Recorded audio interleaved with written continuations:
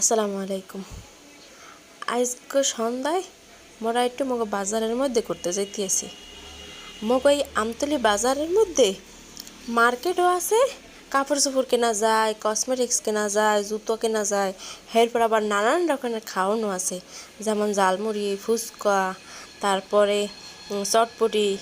আসলে আমাদের আমতলি বাজারের মধ্যে যে চটপটি পাওয়া যায়, নাকা চটপটি, সেটা কিন্তু খাইতে আসলে অনেক মজা লাগে। এই যে এখন পৌঁছেই গেছি আমতলি বাজারের ভিতরে। দেখেন চারিপাশটা কত সুন্দর ঝলমলে করতেছে, নানান রকমের বাতি, কি সুন্দর তাই না? বিভিন্ন রকমের দোকান, বিভিন্ন রকমের বাতি, অনেক ভালো লাগতে আছে। তাই একটু আসলাম ঘুরতে ফিরতে।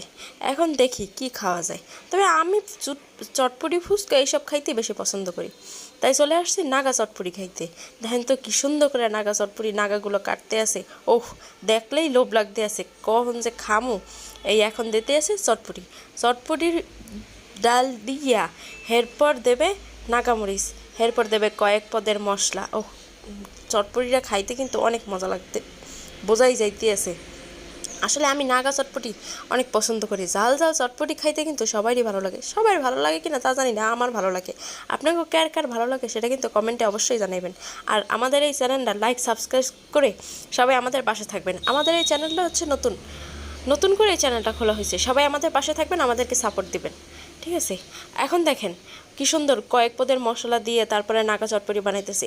দাম কিন্তু সীমিত, অত বেশি দাম না, মাত্র 30 টাকা বাটি, কিন্তু খাইতে কিন্তু সেই মজা, ঠিক আছে?